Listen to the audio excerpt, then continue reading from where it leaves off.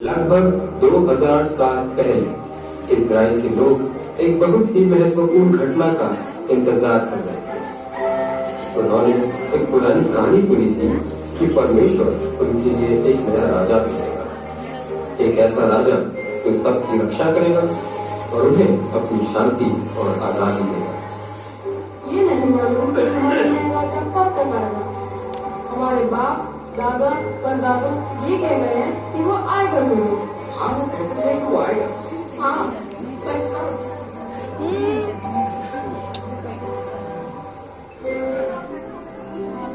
फिर एक दिन नाजरत के शहर में मरियम नामक एक कुंवारी लड़की के पास अचानक एक स्वर्गदूत आ पहुंचा।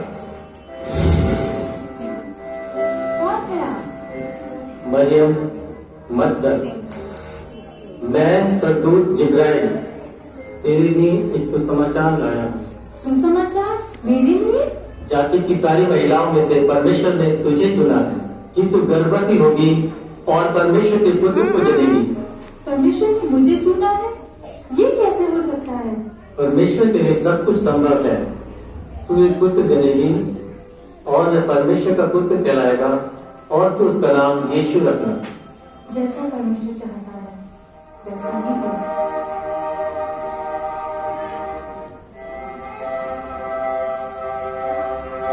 मरियम की यूसुफ नाम के एक लड़के से मंगनी हुई थी। एक रात एक स्वर्गदूत यूसुफ के पास आया। यूसुफ, परमेश्वर के पास तुम्हारे लिए एक अद्भुत योजना है। मरियम एक पुत्र जनेगी और वह एक महान राजा होगा। वह शांति का राजकुमार कहलाएगा और तुम उसका नाम यीशु रखना।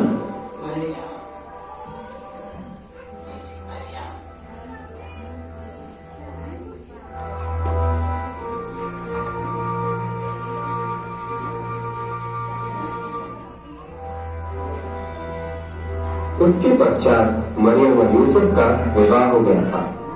यह उस समय की घटना है जब रोमी सम्राट अगुस्तस केसर जंग गणना के लिए प्रदेश के सब लोगों को आदेश दिया था कि सब अपने अपने पैतृक जगह में लौट जाएं। यूसुफ मरियम के साथ अपने पैतृक भूमि बैतलहम की ओर चल दिए। बैतलहम बहुत दूर था। चरवाहा भाई, क्या बता सकते हैं बैतलहम कितना दूर है? ये बहुत ही लंबा सफर है, लगभग 70 मील दूर। धन्यवाद, चिंता मत करो मरियम। बिल्कुल भी नहीं, मैं तुम्हारे पास सुरक्षित महसूस कर रही हूँ। क्योंकि मरियम गर्भवती थी और उसका प्रसव का समय निकट था। परमेश्वर आपके साथ हो और आपके साथ भी। उस दिन उन्हें मीलों का सफर तय करना पड़ा।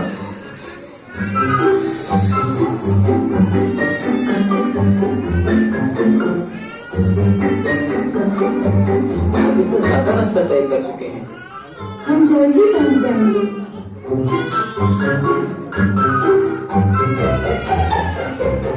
ये लो मरियम, ठंडा पानी, तुम्हें अच्छा लगेगा। शुक्रिया, मुझे बहुत प्यास लग रही है।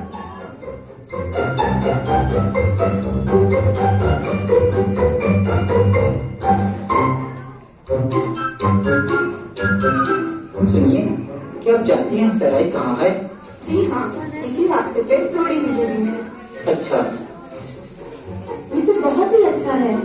परमेश्वर आपके साथ हो और आपके साथ भी। हम नजदीक पहुँच चुके हैं।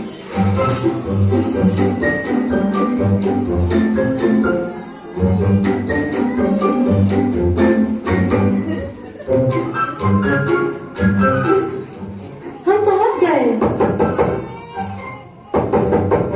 कौन? अरे धक्का मत दो। हमें एक कमरे की जरूरत है। अरे कमरा तो सबको चाहिए, पर यहाँ तो जगह ही नहीं है और मेरे पति किसी को मना ही नहीं करते। लगता है आज हमें रसोई घर में ही सोना पड़ेगा। हम काफी दिनों से यात्रा कर रहे हैं। अरे क्या चल रहा है यहाँ? इनको एक कमरा चाहिए और क्या। माफ करना मेरे दोस्त, यहाँ तो बिल्कुल जगह ही नहीं है। मेरी पत्नी बहुत थकी हुई है। हम बहुत दूर से आए हैं। बाकी लोग भी तो सही आ रहे हैं। और मेरी पत्नी गर्भवती है। देखता हूँ मैं आपके लिए क्या कर सकता हूँ। हाँ, मेरे पास एक गौशाला है जो जानवरों से भरा हुआ है, पर कम से कम आपके सर के ऊपर एक छत होगा। बाहर की ठंड से बच जाओगे और सुरक्षित भी रहोगे। शुक्रिया, आपने बहुत मदद की। आओ, मैं तुम्हें ले चलता हूँ। तुम्हें साथ देने के लिए मेरे सारे जानवर हैं। शायद तुम्हें यहाँ थोड़ा बहुत आराम मिल जाए। माफ करना, मैं इससे और कुछ बेहतर नहीं कर सकता। शुक्रिया। आपका बहुत धन्यवाद। चलो एक जगह तो मिल गई।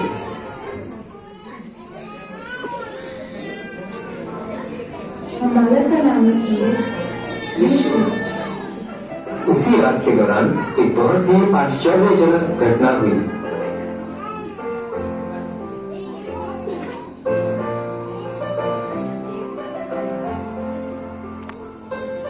मैं उसे कपड़े में लपेट देती हूँ, उसे अच्छा और गला न लगे।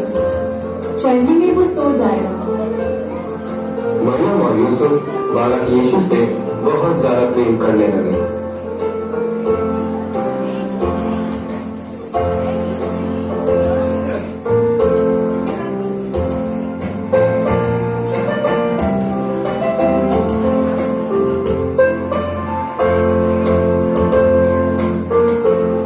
बालक यीशु परमेश्वर के प्रेम और सुरक्षा में चरनी में लेटा हुआ था।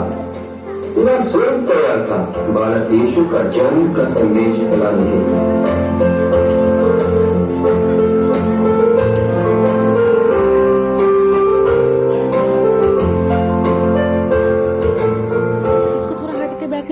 उसी रात को बैतलहम शहर के बाहर चरवाहे अपने भेड़ों की रखवाली कर रहे थे।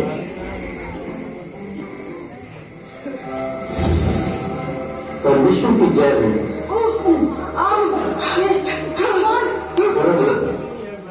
मैं तुम्हारे लिए एक सुसमाचार लाया हूँ।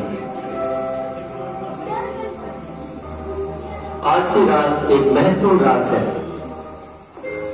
बैतलहम में आपके लिए एक उद्धारकर्ता जन्मा है। वह परमेश्वर का पुत्र मसीहा है और उसका नाम यीशु है। तुम उसे चरनी में कपड़े में लिपटा हुआ पाओगे।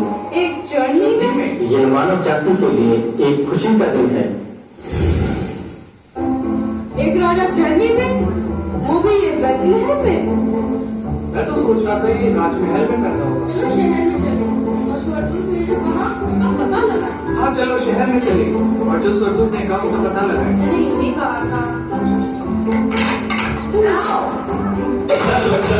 अरे देखो, स्वर्गदूत सही कह रहे थे। अरे हाँ, ये तो बिल्कुल सच है। प्रणाम। आपका यहाँ कैसे रहना हुआ? परमेश्वर के द्वारा भेजा गया बालक को हम देखने आए हैं। एक स्वर्गदूत ने इनके बारे में हमें सब कुछ बताया। फिर स्वर्ग से दूतों का एक झुंड आकर परमेश्वर का महिमा करने लगे।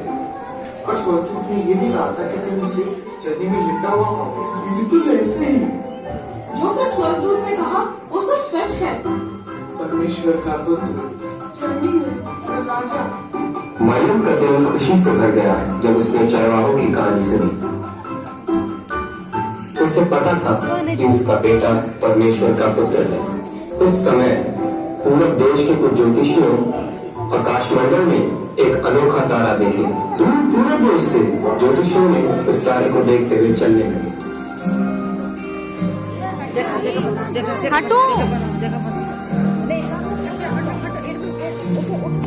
जगह पर हम लोग पाने के लिए जगह थी उधर से आगे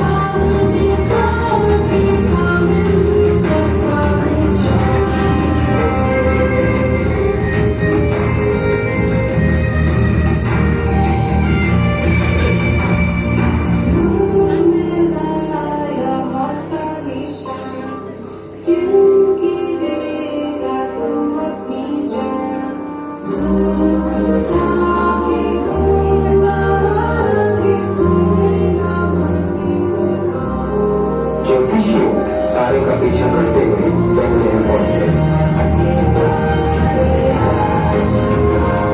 और तारा उसी गोशाला के ऊपर जा रुका जहाँ यीशु था। और ज्योतिषियों ने जानकर कि उन्हें बिल्कुल समझ गए कि यह है गया।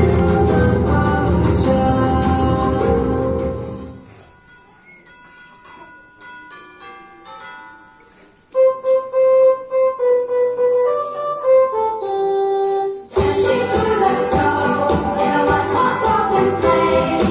Over fields we go, laughing all the way. Bells on bobs and ring, making spirits bright. What fun it is to ride and sing a sleighing song tonight!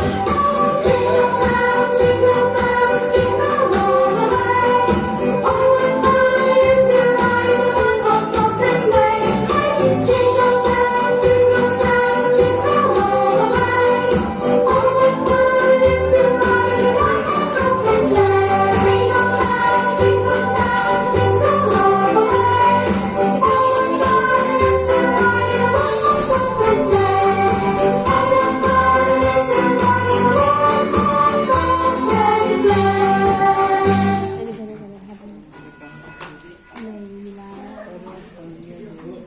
Santa Claus.